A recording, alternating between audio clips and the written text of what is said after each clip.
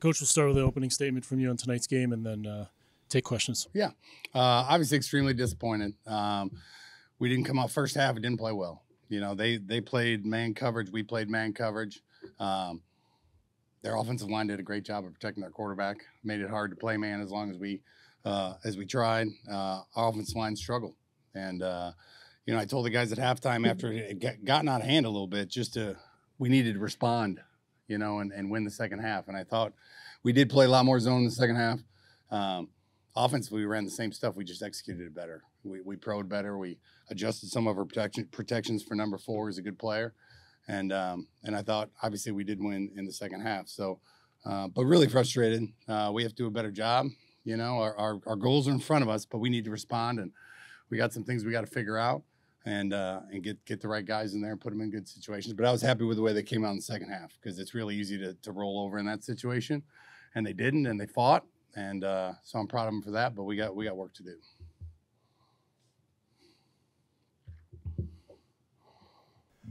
You mentioned the offensive line. It seemed like Jack really didn't have a whole lot of time on any drop back there.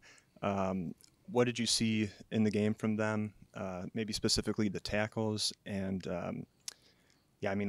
what were some adjustments they tried to make to buy some time for? Yeah, we played eight or nine maybe today, trying to find someone that could help us on number 4. You know, number 4 is a really good player, but we made him look great today. You know, he got Dylan once.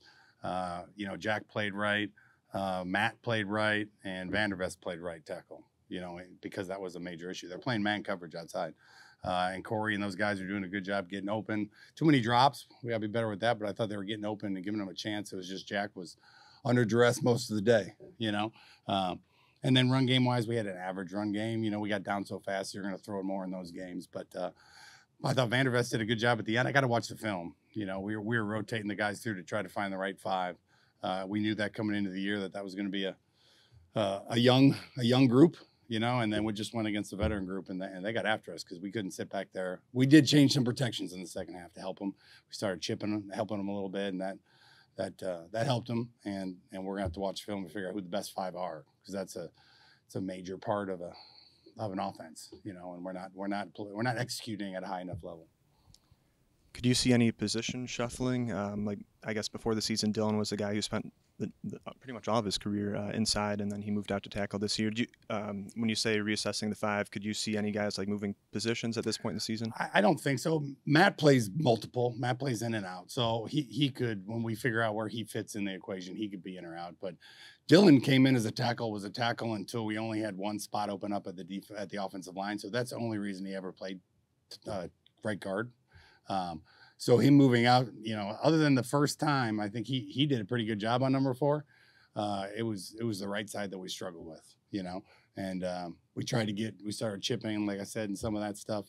I got to watch how those 3 different guys that we played at right tackle did, and we got to figure out who the best option is. And if we have to change protections more, then we need to change protections and help if we get to that, you know. And so we had as much trouble with the D-end, other than the guy at Michigan State who happened to be number 4 as well. So he did make a big impact on the game, number 4 did. And we have to have a better plan. 8 penalties for 71 yards. After last couple times, you've had some pretty big totals there. How do you kind of address that where it seems to be a trend at this point in the season?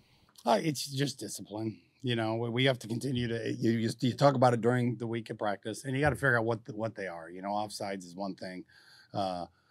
You know, we play as much man, you're going to get holds. I think they had 4 or 5 holds. We had 4 or 5 holds. Those are going to happen. I think we had 1 or 2 unsportsmanlike. I addressed those the moment they happened. There was 2 of them. I got after those, but when you play man coverage, it's going to happen. You know, and that's what happened to them as well. You know, and the frustrating one was Selig's. You know, I didn't see it. I got to see it because we had just gotten a big sack on the play and put us in a good situation. They called a hold, and so those as much man as both teams were playing. I think that's why you saw so many of those holding calls. Some were pass interference, some were hold, depending on if the ball went to them. Just from looking at both sidelines during the pregame kickoff, Eastern seemed to be really fired up out there. Didn't see that same energy from your sideline, if I'm just being honest from my perspective up in the press box. How did you feel your team's mindset was coming into this game? Oh, we had a good week of practice. You know, we've never been in any of our games been a big screaming pregame rah-rah team. You know, the key is that when the ball's kicked, that we're flying around. You know, and I mean they beat us in man coverage in the first half, up tons, and I thought early on we were getting some push at their line. That is a really good offensive line. That's the one thing that I will give them a ton of credit. That left guard is, I think he's the number one pro prospect in our league, and you know, they did a good job of giving him time into our man. We got to be better at covering. If you're going to play man, you got to cover better, you know. But I didn't think we had a lack of juice. It wasn't any that. Like I said, we're not a big rah-rah team. But they came out, and I didn't think they really focused on some of the details offensively when you're trying to execute against man coverage.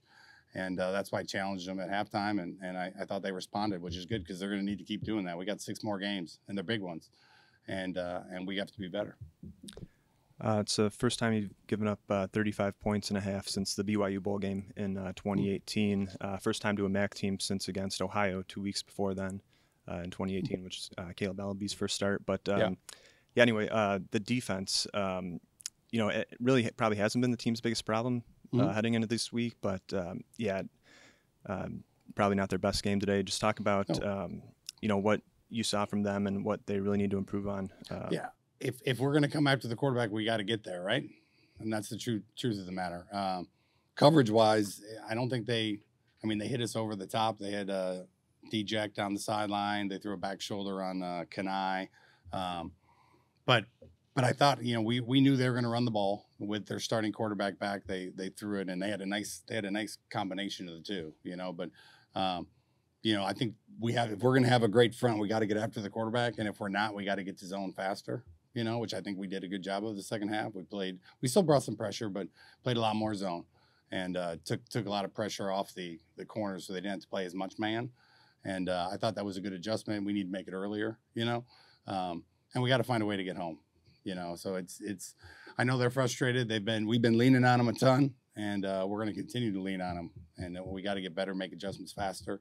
And, you know, and because they're going to have, that's our veteran unit, you know, and we're going to need to lean on them as we figure out, you know, the holes on the offensive side. So this marks 4 straight wins for Eastern in the series. Yeah. That's their highest in the series all time. Was that at all a part of the conversation with the team this week? And I guess, what are your thoughts about that now? No, we haven't.